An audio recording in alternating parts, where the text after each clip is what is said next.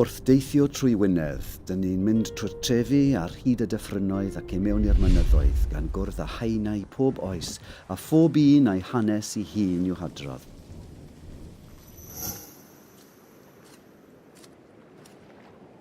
A pryd dyn ni'n arafu a dechrau gwrando go iawn, a mae byd arall yn ymddangos o'n cwmpas.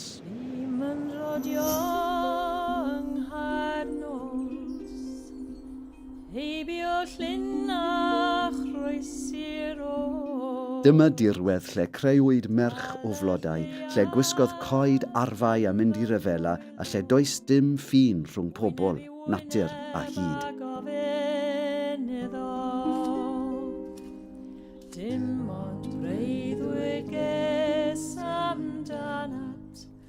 Cartref i'r gerddoriaeth a'r hanesion yw'r tirwedd hwn. Yn ei fynyddoedd mawreddog, y ser uwchben a'r blodau mân o'n cwmpas y mae gobaith ac angerdd y bobl. Dim ond breuddwyd ges amdanat. And I wandered on the mountain, under stars and by the fountain. Saw your face in every flower, felt your presence every hour.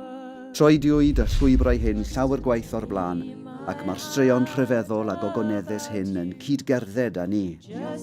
Fi rhyfelwyr a chariadon yma fi chwant, twyll a dial. Mae'r straeon yn ein atgoffa ni o beryglon hyd a lledrith, a pa mor agos ydyn ni i'r ddaear.